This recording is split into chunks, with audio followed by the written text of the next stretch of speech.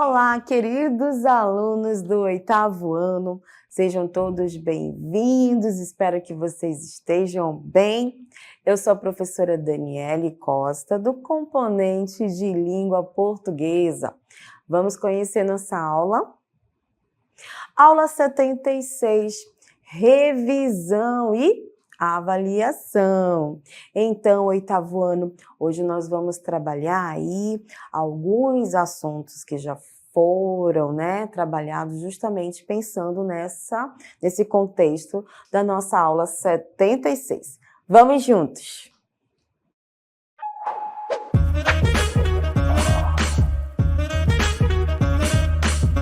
Então, turmas, vamos revisar figuras de linguagem, mais especificamente as figuras de construção e as figuras de pensamento. Assim também nós vamos estar revisando variações linguísticas. Vamos começar então pelas figuras de construção. Acompanhe aí porque nós vamos trabalhar o conceito. Então, observem aí na tela o conceito de figuras de construção. Então, figura de construção. Lembrando que a linguagem que nós vamos estar dialogando é uma linguagem de sentido figurado, de um sentido conotativo, certo? Ou seja, a mensagem vai sair daquele contexto denotativo, do sentido real, as palavras elas vão entrar no universo figurativo. Começando aí pela figura de construção, temos o conceito. Figura de construção são figuras de linguagem marcadas por construções frasais que se afastam de uma estrutura gramatical comum, certo? Então, o próprio conceito, ele já traz para nós que vai sair daquele contexto denotativo. Vamos adentrar no contexto conotativo. Aí, ele especifica para nós, são figuras de construção, zeugma, elipse, assíndeto e polissíndeto. Então, como nós podemos observar, das figuras de construção, iremos desenvolver aí essas 4 figuras que vão trabalhar uma outra estrutura que não é tão convencional como a linguagem denotativa. Com isso, a primeira, vamos desenvolver, então, a zeugma. Vamos lá para a zeugma. Zeugma, o conceito diz, ocorre, isso aqui é bem interessante a gente destacar, quando é que ela vai acontecer? Ocorre quando se omite. Omitir é retirar. Termos. Nós já falamos que termos significa palavras. Então, omitem, retiram palavras já expressos no contexto. Ou seja, palavras que já foram mencionadas e no decorrer do restante do contexto, elas não aparecem mais, mas ficam subentendidas. Isso se chama zeugma. Olha o exemplo aqui. Para todos. O meu pai era paulista. Meu avô, pernambucano. Meu bisavô, mineiro. Meu tataravô, baiano. Meu maestro, soberano, foi Antônio Brasileiro. Então, o Chico Buarque, ele fala que o pai dele vai especificando de onde era o avô, o bisavô, certo? O tataravô, e ele tem uma admiração por essa pessoa, né? Pois bem, o que é a zeugma? É justamente um termo que fica omisso, que fica escondido, omitem, né? Então, aqui, ele está escondido, tá vendo? Meu avô era pernambucano. Meu bisavô era mineiro, meu tataravô era baiano. Ele não aparece, mas subentende-se. Então, quando esse termo não aparece, ele já foi mencionado 8º ano, nós classificamos como zeugma. Então, esse exemplo é um exemplo aí que volta-se para o contexto que nós estamos colocando do conceito de zeugma. O verbo era aparece no primeiro verso, porém, nos demais ele não aparece. Fica omisso, mas subentendido, certinho? Então é zeugma. Continuando, vamos lá agora para elipse. A elipse é a omissão de um ou mais, olha só, de um ou mais termos, os quais não foram expressos anteriormente no discurso, ou seja, no contexto, né? Entretanto, que são facilmente identificáveis pelo interlocutor. Então, nesse caso aí, conforme o conceito, a elipse, ela não é mencionada anteriormente, mas subentende se a gente consegue entender o termo que está escondido, né? Olha lá a letra A. Pescamos muitos peixes pela manhã. Vamos observar aqui, ó. Observem que não há explícito o nós, mas entendemos que ele está. Por isso que foi colocado aqui, né? Nós pescamos muitos peixes pela manhã. Então, nesse caso, como ele não aparece, e dá a entender que tem o pronome nós, acompanhando aí implicitamente o verbo pescamos, é a elipse. O próximo, B. Nós terminaremos de pagar a casa no mês que vem. Então, o primeiro exemplo aqui, observem que o termo que está omisso é a preposição no. Então, vamos lá de novo. Nós terminaremos de pagar a casa, ó, no mês que vem. Só que esse no, ele não está aparecendo, certo? Na letra B. Com isso, entendemos que ele poderia estar explícito aí. Se a ausência dele, então, é elipse. Próxima figura é o assíndeto. O assíndeto é a ausência de conjunção coordenativa entre palavras, termos da oração ou orações de um período. Então, quando se fala em assíndeto, é a ausência de conjunção. No caso aqui, vamos olhar primeiro essa frase. Vim, vi e venci. Aqui a gente tem o quê? Uma conjunção aditiva, né? Aditiva. Certo? Então, ela aparece. Quando ela não tem essa materialização, como é o caso aqui, ó, na letra A, vim, vi, venci. Não há, mas traz essa ideia de adição. Não apareceu a conjunção, então é assíndeto. Próximo exemplo. Ela é doce, perigosa, ela é amada, estranha. Então, nós temos aqui, nesse primeiro momento, a ausência de uma conjunção adversativa. Ela é doce, mas perigosa. Ela é amada, mas estranha. Esses mais não aparecem no nosso exemplo, que é assíndeto, né? Então, aí é a classificação dessa figura de linguagem. A próxima é a polissíndeto. A polissíndeto, ao contrário do assíndeto, né? O polissíndeto é caracterizado pela repetição da conjunção coordenativa. Aí vamos pegar o exemplo da conjunção aditiva. Olha lá.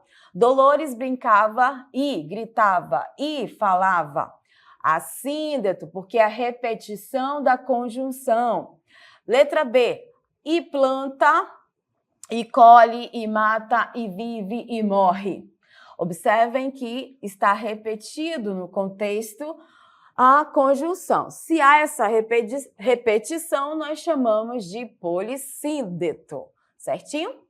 Pois bem, visto aí as figuras de construção, vamos para as figuras de pensamento.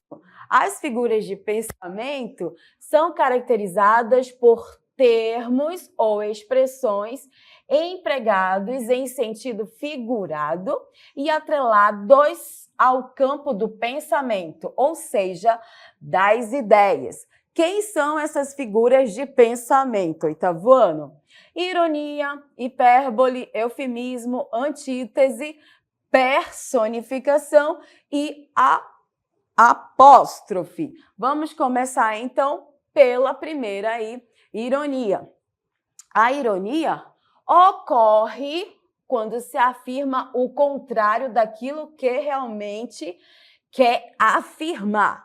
Geralmente é empregada com a intenção da crítica social e necessita de contexto para se identificar, ou para ser identificada. Então, a ironia é o contrário do que se quer dizer, né? Letra A. Ele correu tão rápido quanto uma tartaruga. Olha lá, está sendo irônico, né?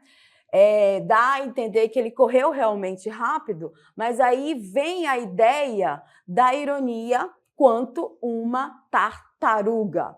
Traz um sentido irônico. Letra B. A sopa estava uma delícia. Vem a ironia, fria e sem tempero.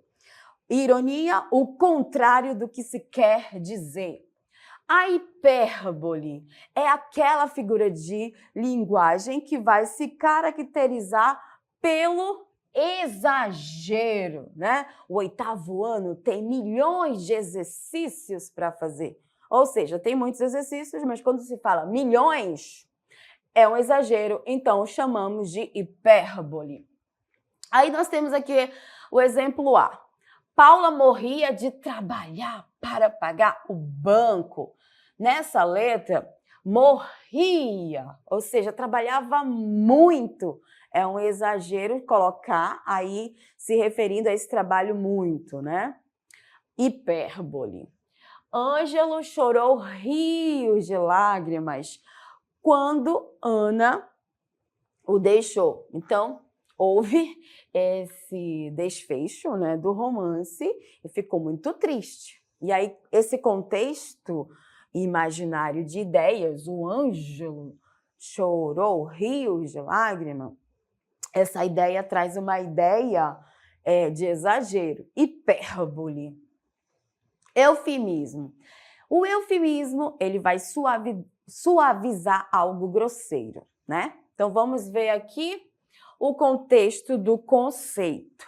Eufemismo ocorre quando se utiliza a linguagem de modo a suavizar uma mensagem grosseira ou chocante, ou seja, suavizar uma ideia que seja aí grossa ou que não seja agradável. Então, na primeira letra, nós temos aqui, partir dessa para melhor. Vamos esquecer um pouquinho isso aqui.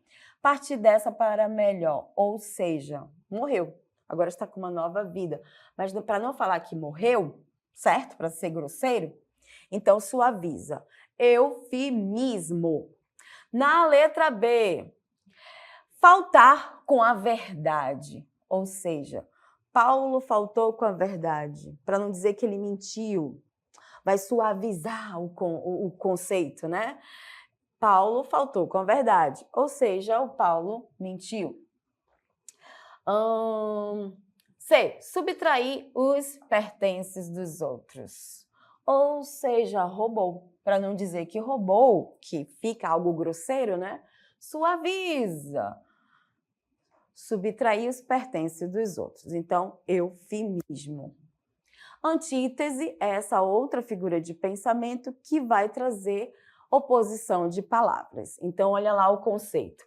Ocorre quando há o emprego de termos de sentidos opostos e que possuem referentes diferentes, ou seja, palavras diferentes. Vamos ver o exemplo. Letra A.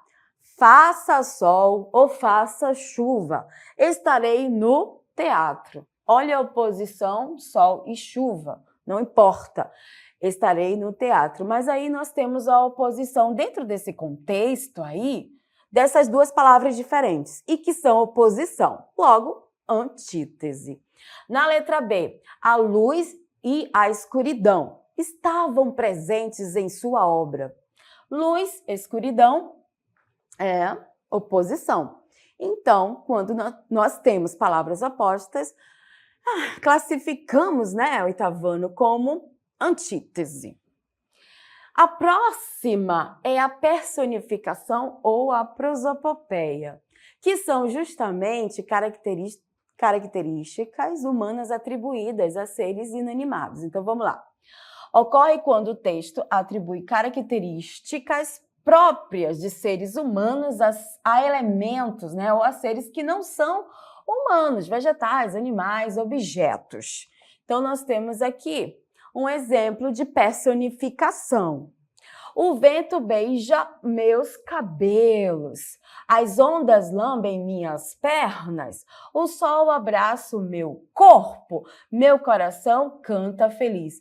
Então, vento beija, ondas lambem, sol abraça, meu coração canta, é uma figura de linguagem chamada personificação, que atribui ações humanas a seres que não são humanos. Personificação. A apóstrofe ocorre quando há uma interrupção da frase para interpelar ou invocar. Por exemplo, aqui, turmas, silêncio. Existe aqui um chamamento. Só que esse sentido é um sentido denotativo real. Quando a professora chama vocês aí, ela está invocando vocês. Bem, no sentido conotativo, para nos referirmos à apóstrofe, nós temos aqui que também vai ser um chamamento, mas no sentido figurado, numa linguagem poética. Má português. Ó, mar salgado, quanto do teu sal são lágrimas de Portugal. Por ti cruzarmos, quantas mães choraram, quantos filhos em vão rezaram, quantas noivas ficaram por casar, para que fosses nosso. Ó, mar salgado. Aqui nós temos um apóstrofe que há esse chamamento. É lógico que o mar aqui é personificado, o poeta está falando com o mar, mas ele está chamando o mar. Então, se há um chamamento, apóstrofe. Tá, turma? Então, com isso, oitavo ano, fechamos aí a explicação sobre as figuras de construção e as figuras de pensamento. Agora nós vamos fazer uma revisão sobre variação linguística.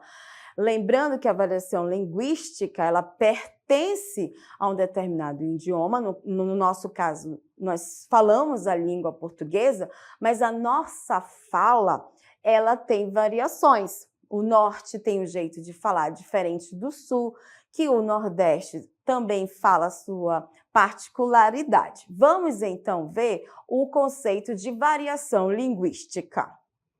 Consiste nos diferentes usos de uma língua, ou seja, são diferenças aqui, ó, sistemáticas que podem ocorrer em vários aspectos de uma língua. E o primeiro aí que nós vamos ver dessas variações é as diferenças lexicais. Quando observamos que o mesmo objeto ou situação pode ser expresso por palavras diferentes, ou seja, um mesmo significado, mas com palavras diferentes, ou um objeto, né, com palavras diferentes. No caso aqui, nós temos a tangerina.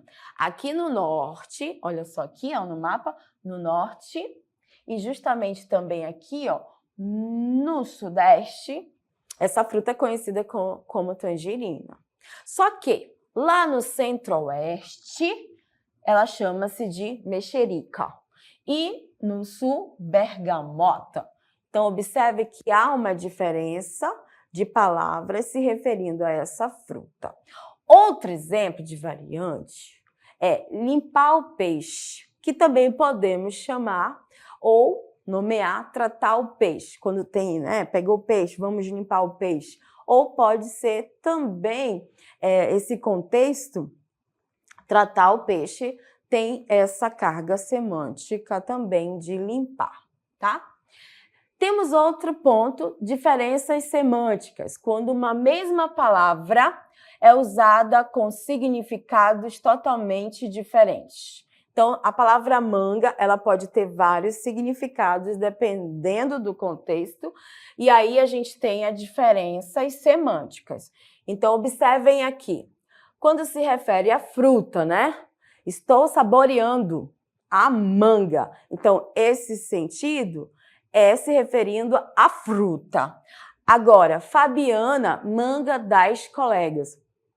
Aqui já é uma ação, já é um verbo e está totalmente diferente o sentido. Então, estamos aí com semânticas diferentes de uma mesma palavra. O outro exemplo é Fabiana rasgou a manga da camisa.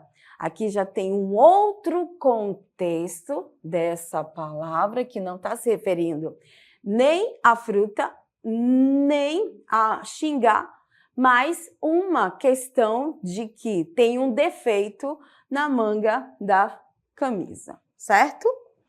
E as variações geográficas, como foi colocado logo há pouco, o Brasil ele fala a língua portuguesa, porém, contudo, todavia, cada região tem a sua particularidade. Vamos ver o conceito de variação geográfica. Refere-se às diferenças linguísticas que ocorrem devido à localização geográfica.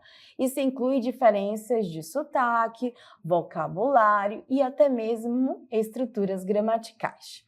Por exemplo, o português falado no Brasil tem diferenças em relação ao português falado em Portugal.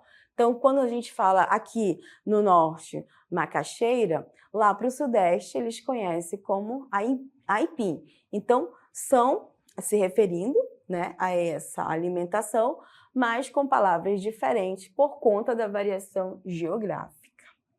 E para nós finalizarmos, nós temos aqui que dentro da variação linguística, tanto aparece, a língua, né, ela se manifesta ou pela norma padrão ou pela norma não padrão. Temos aqui um exemplo de um bilhete de uma forma com o português brasileiro informal, mais coloquial, né? Bilhete para a namorada. Oi, Bia. Seguinte, a gente combinou de ir no cinema amanhã, sessão da tarde. Não vai dar, não vai dar. Me esqueci que tem uma prova no colégio e se eu não estudar, minha velha me pega pelo pé. Eu, hein? Tô fora. Você me entende, né? Beijocas. Pedrão. Então, aqui é uma linguagem mais informal que o Pedrão está se referindo ao contexto que ele não vai poder ir, por isso que ele explica para a namorada. Agora, ele precisa mandar um e-mail para o chefe dele, né? Então, ele escreve assim: Senhor gerente, terei de faltar amanhã ao trabalho em razão de uma prova bem difícil. No colégio, precisarei estudar, pois se eu for mal nessa prova, minha mãe vai ficar muito nervosa. Espero que o senhor compreenda a minha situação e que me desculpe. Anteciosamente, Pedro. Então, turma, nós podemos observar que nesses dois exemplos, um é uma linguagem mais coloquial, sem aquelas preocupações da norma padrão da gramática da língua portuguesa. Então, aí é uma variante coloquial, informal. E o outro traz aquela preocupação de escrever conforme a norma padrão. Com isso, a variante aí padrão seguindo a norma culta da língua portuguesa.